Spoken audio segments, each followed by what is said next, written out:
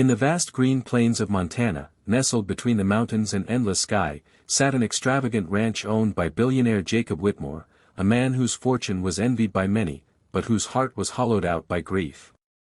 Jacob wasn't always cold. Once, he was a loving father. His daughter, Emily, was the light of his life, soft-spoken, kind, and bursting with dreams. Her favorite place was the stables, especially with a magnificent black stallion she named Midnight. He was fierce, untamable to everyone but her. But one rainy night changed everything. A drunk driver crashed into their car. Emily didn't survive. From that moment, Jacob's soul dimmed. He stopped smiling. He buried himself in business deals, hiding from the memory of his little girl. Midnight, too, changed. He turned wild, aggressive, untouchable. Trainer after trainer tried to tame him. All failed. Some were even injured. Eventually, they locked the horse away, alone, just like Jacob. Years passed. Then one day, a woman named Sarah showed up with her 10-year-old daughter, Lila. Sarah, recently widowed after losing her husband to cancer, was quiet but determined. She took a housekeeping job at the ranch to survive, to start over. Her daughter, Lila, rarely spoke, didn't make eye contact, and spent most of her time lost in her own world. Lila had autism. Most people ignored her. Some even looked at her with pity or misunderstanding.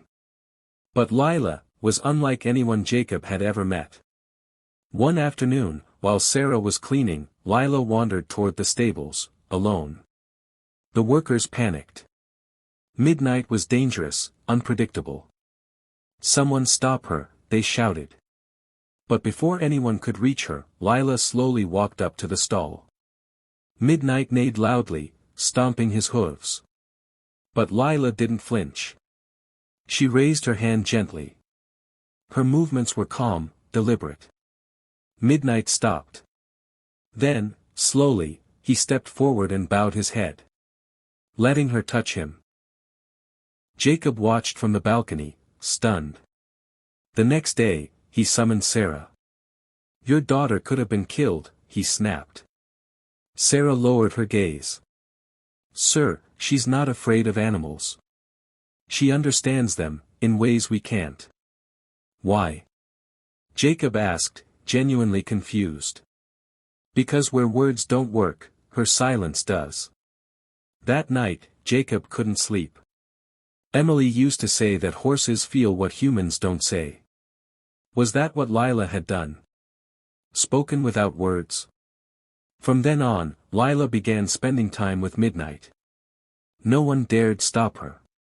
She brushed him, sat with him, whispered soft nothings. Midnight, once furious and unapproachable, began to soften. And something inside Jacob shifted.